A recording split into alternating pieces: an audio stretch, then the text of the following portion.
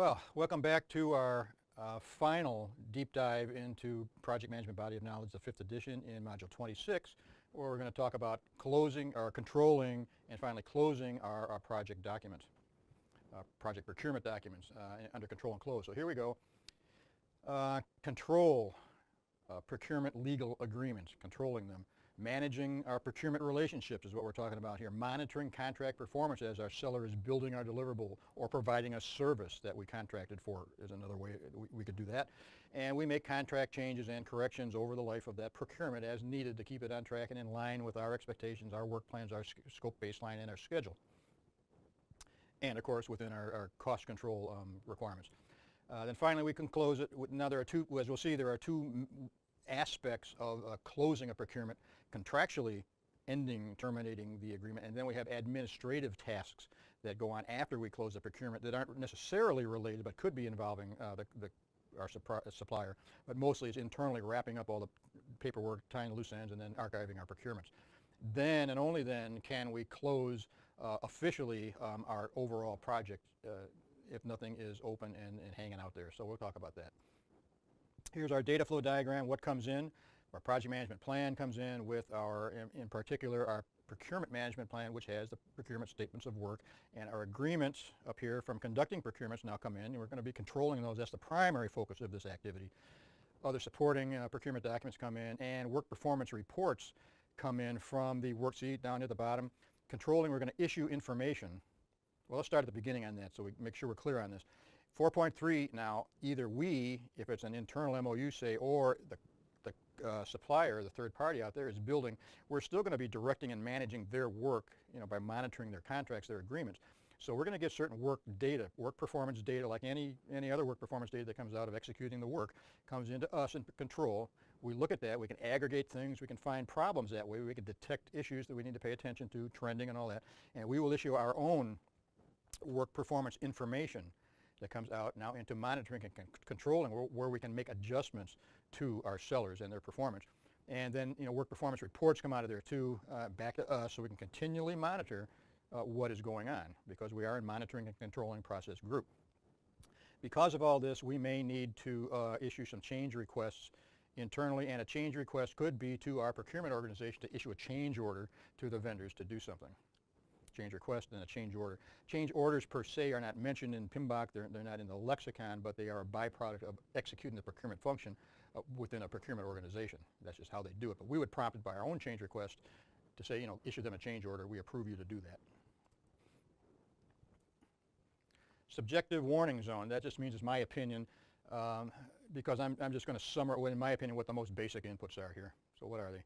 They're pretty much all the same. I mean, they're pretty much all basic. You need to do all these inputs: your management plan, your procurement documents, all the agreements, all the approved change requests, so that we can make sure that our providers, our suppliers, are actually implementing those approved changes in their work in a timely manner. Work performance reports come in and data come in, so we can create our own information, and likewise like that. What are the basic outputs? Change requests and work performance information. So inputs a little more detail: the project plan, procurement plan is the primary one we need to pay attention to. Procurement documents, procurement contract awards, that's the actual purchase orders and so on that we would have a copy of in our files, although the official document would reside within procurement department, because they're administering that on our behalf, unless, again, you are in the situation in your environment where you actually need to do the procurement yourself. All the statements of work, the procurement statements of work that is, are there, and any supporting administrative records are considered procurement documents.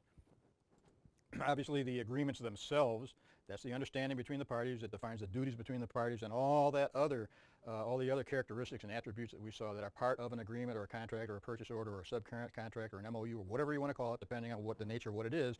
It's all there. Those are all agreements, and they all come into us so that we can control them. Again, approved change requests, modifications to terms and conditions, not just the fine print, but a term and condition might be the actual deliverable they're trying to build, the technical specs, stuff like that. Procurement statement of work, the pricing, the product, the service, or the result descriptions, that can all be covered by approved change requests to change what, or modify in some way what the seller is providing to us. Work performance reports. Mostly in this context, we're talking about the seller's performance-related reporting. We want to report on their performance to us, and we could ask them, and there could be a term and condition in the contract that they provide us certain reporting, and it should be in there too, unless you're on the phone all the time. You know, you want a constant stream of updates on their progress, so you can arrange for that during your bidding process and make sure it's in there and that they're complying with your needs as far as reporting, so you can keep up to date and then take exceptional action. You know, you don't want to take action if you don't need it, but when there's an exception, you got to step in these consistent reports, and you can see where there's a problem more immediately than waiting just to call them on the phone every week, how you doing. So you want something from them. Good. Work performance data, again, is, unless you're talking in-house MOU where you would still get data, but most contracts are external. And you collect this again during the executing process in 4.3, direct and managed project work. That's the only place data comes out of, whether it's internal here or the supplier's data. It comes in through that process as far as we're concerned. Quality standards, compliance information, procurement costs, what incurred and committed. You know, your sellers aren't going to tell you what it costs them to build a product for that they're billing you with a markup, although they might if it's one of those purchase vehicles that requires it. But you know, you still, you know, as things are going on, you know, you can get costs from them if it's partial shipments or a bunch of bill of materials where they ship stuff as they're available versus one big deliverable. And of course, the status of sellers' invoices, because they want to get paid. So again, your terms and conditions, your payment terms would specify when they are allowed to bill you and how much.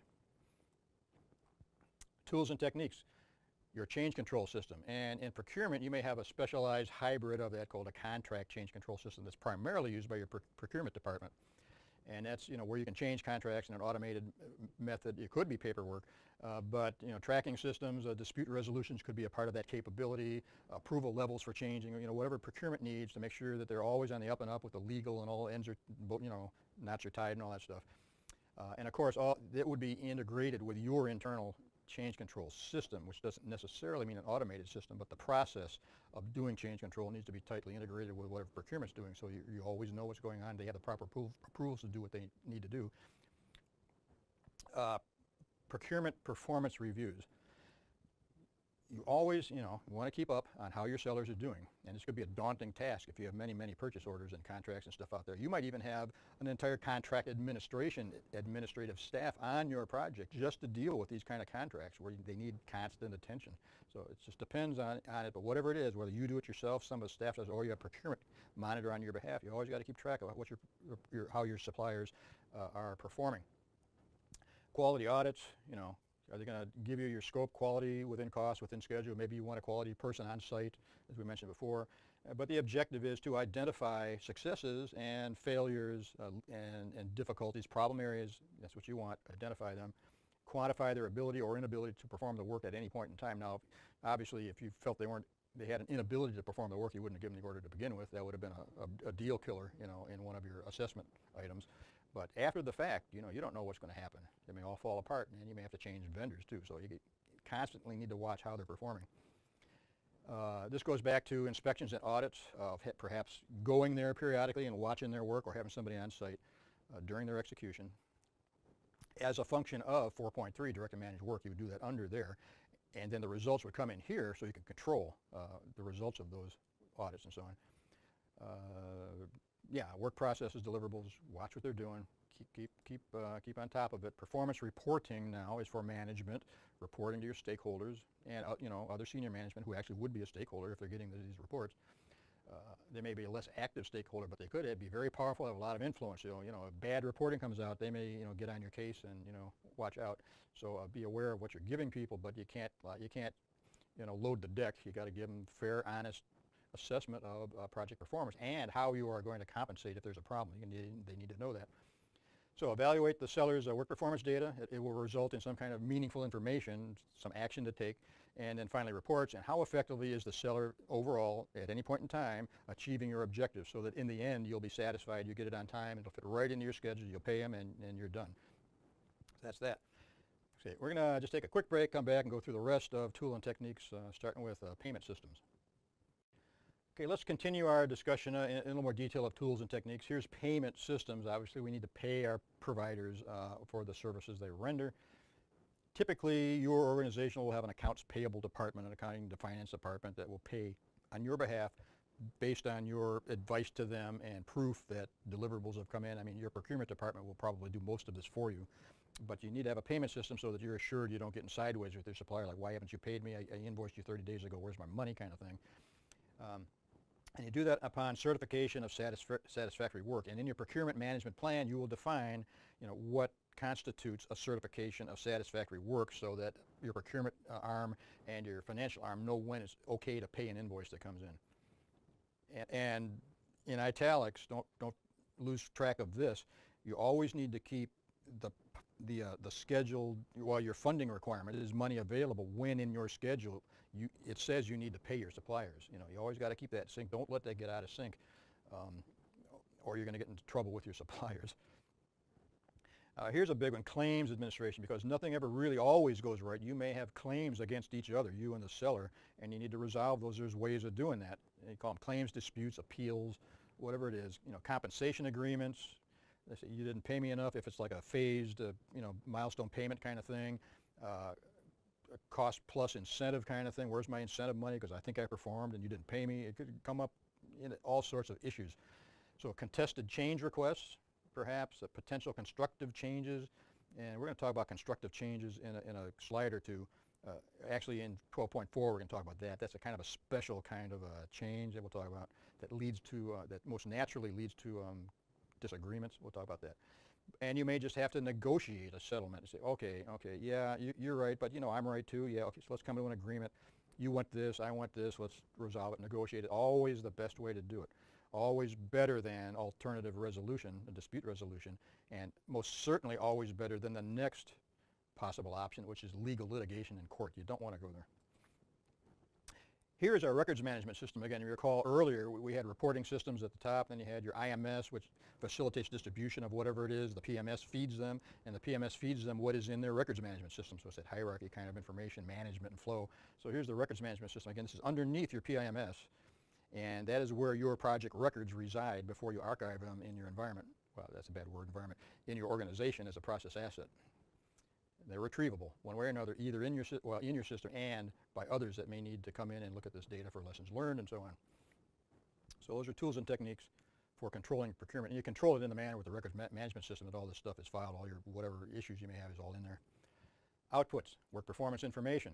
It's the basis for identification of current or potential upcoming trending problems. Information is most likely characterized as a trend line, amongst other things. Vendor performance reporting. Improved, work performance information, improved forecasting from your vendors to help you, improves risk management when they give you adequate detail that you need to assess risk, helps decision making on both your parts and theirs.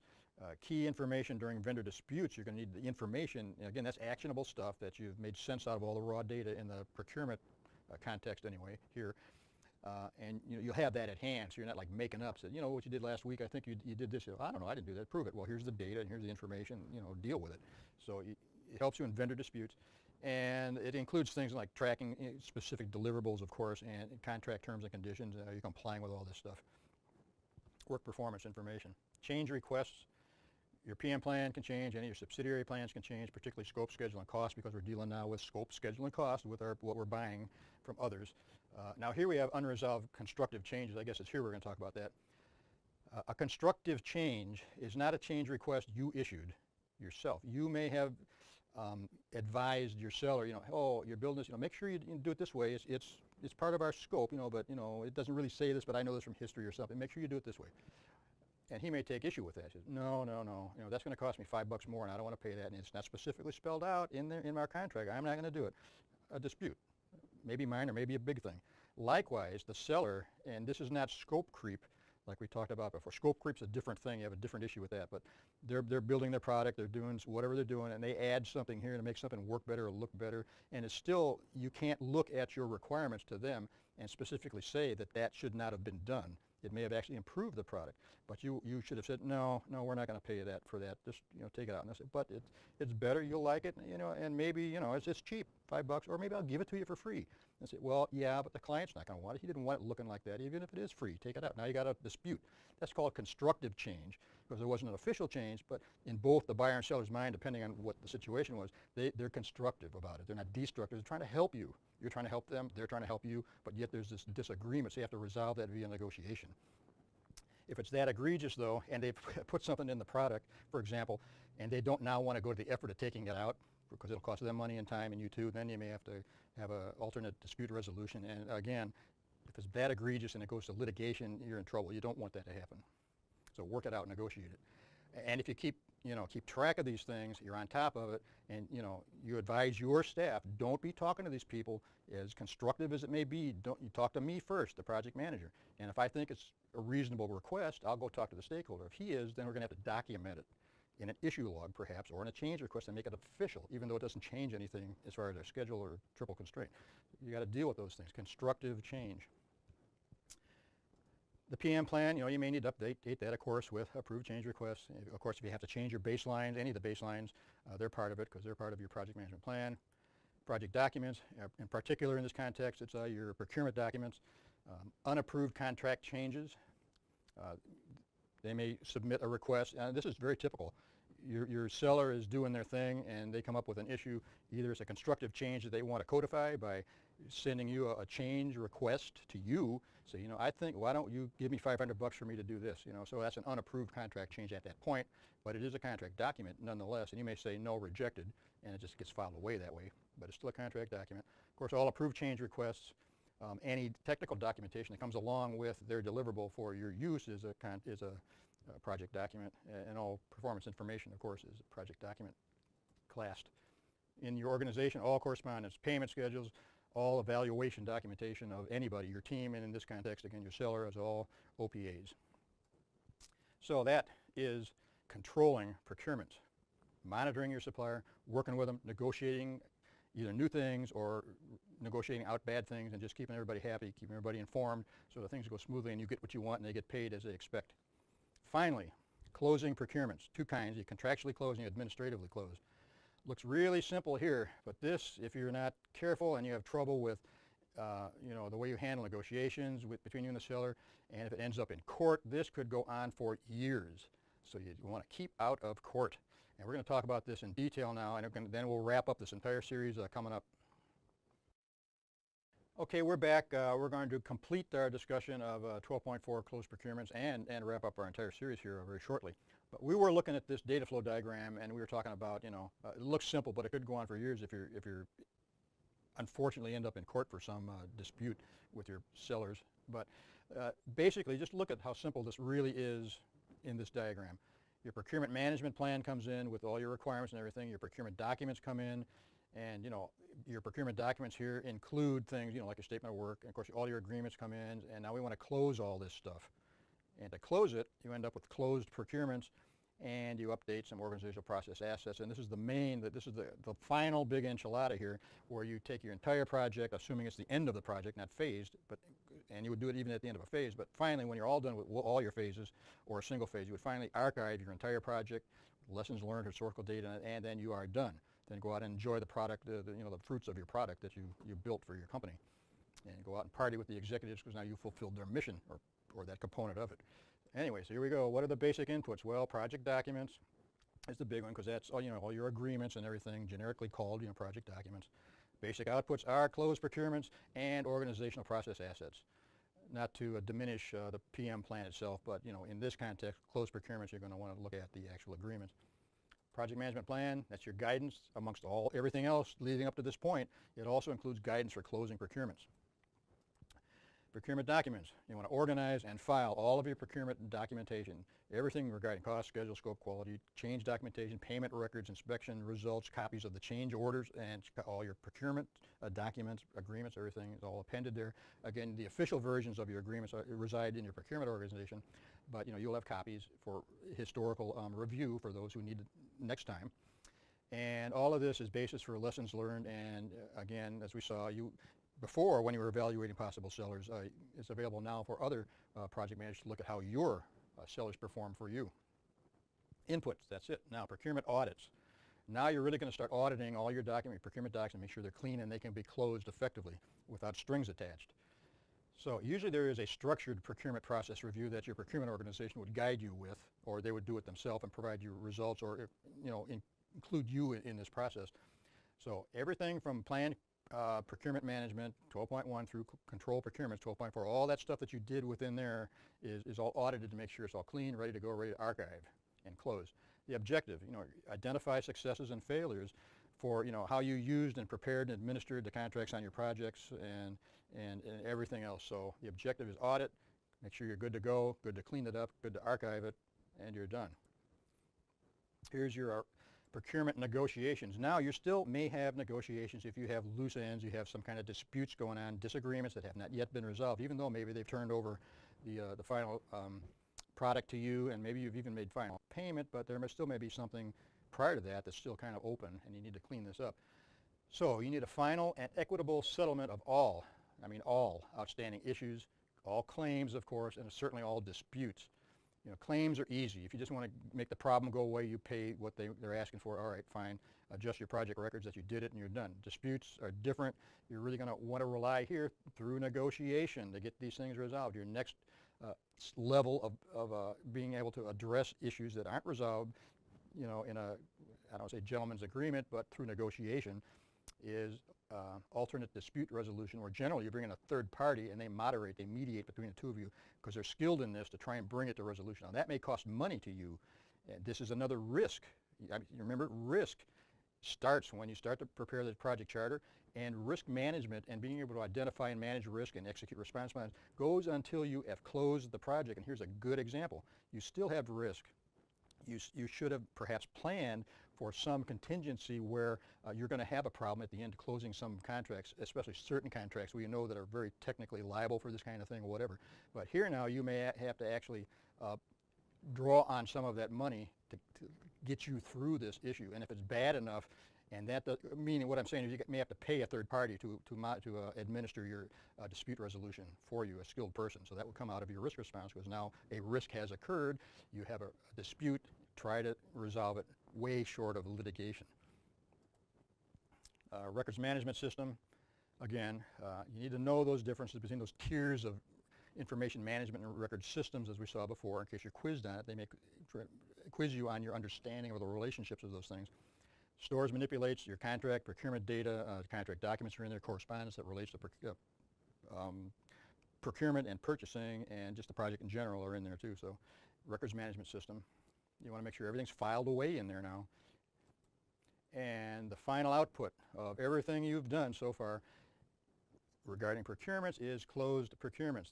The formal contract completion notification.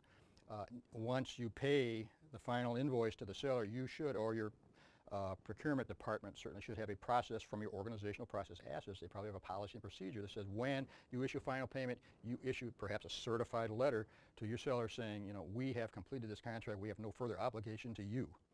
A good thing to do. So they can't come back to you later and start, issuing problems. Issued by you. Formal closure activities are always in accordance with your procurement management plan, so you need to think in advance when you're doing your plan about how am I going to close things out, what is the buyer going to expect, so that we can say we're done, all legal obligations between the two of us on this contract are terminated.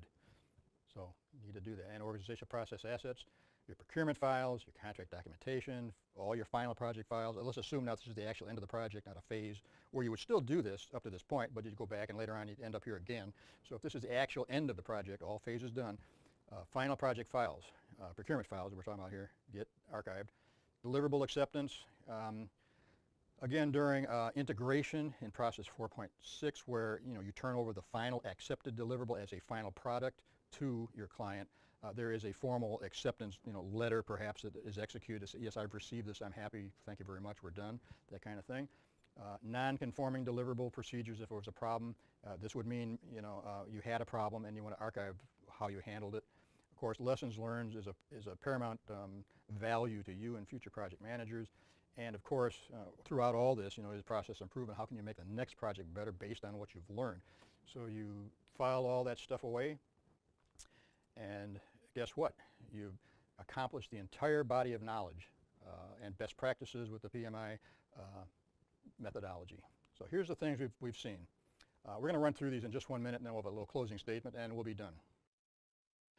Okay, so we've made it through all of the 10 knowledge areas in the project management body of knowledge.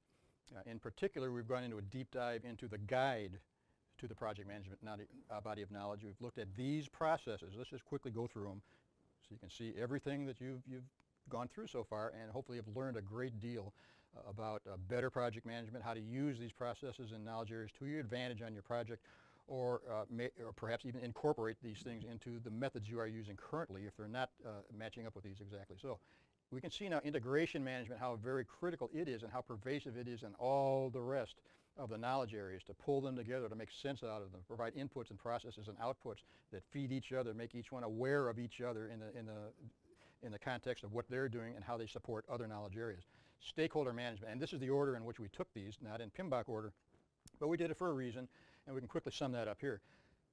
Integration, we could have put a line under there. That's just like the overall glue that holds all these other knowledge areas together. But then we start with stakeholder management. As soon as you get a project, you got to identify your stakeholders. If you don't do that, you're in trouble. You don't know who to talk to, what to do, and these guys are the ones you get, or ladies, are the ones you get your requirements from. So you need to partner with them, build trust, continually engage them, because they're people just like you. They work for a company. Companies' visions and views change. Their attitudes change toward the product that they want, the project that they're on. They may become disenchanted in the project. You need to know all these things, and of course risk.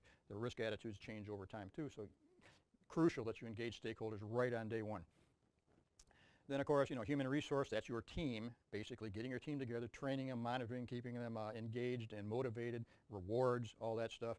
Communication, again, 80–90% of your job is good communication. According to a plan, never give anybody information they don't need. It has to have value to them. They need to want it. Maybe times where we could recommend more information, and they'll say, yeah, no, I don't need that, or yeah, good idea, I want that. But it's in your communication management plan, and that's highly driven from the stakeholder plan and your stakeholder register. Scope management. It would, in our scenario here, it comes next, because now we have our fundamentals in place. Now we go back to stakeholders and we start really clarifying their requirements, what they need, and eventually we get it down to our individual, measurable discrete work items that eventually is going to roll up into our plan, our network diagram. But we finally here in scope get our scope baseline. You got to have that, got to lock it down so you can then proceed.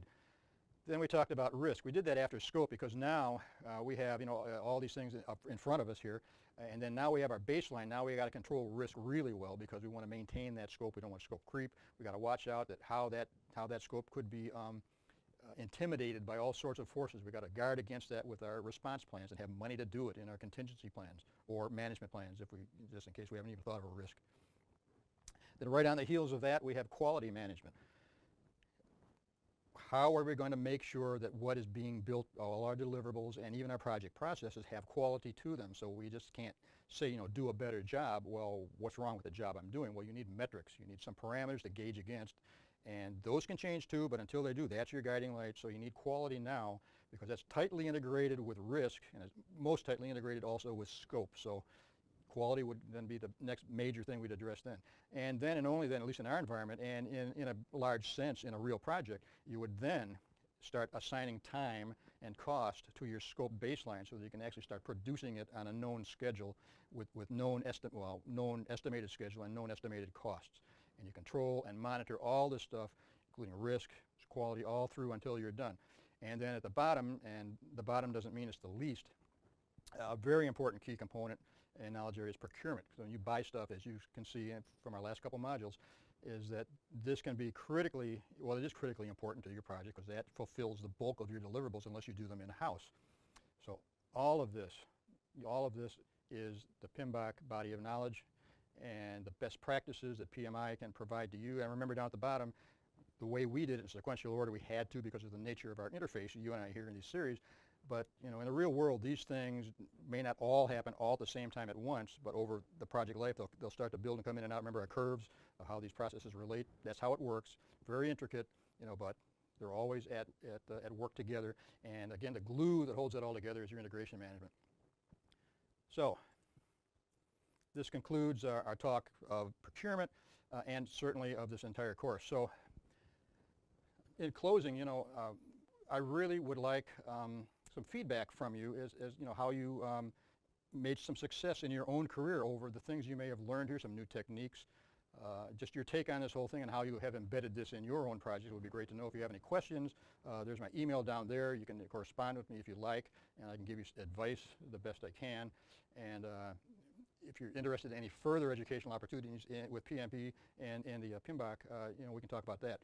But to me, there's in closing, the two facets here are, number one, did you get a better understanding of a good, solid project management methodology that you can use to your advantage to make you a better project manager in your company and to their advantage in meeting their organizational mission? I hope that's the case.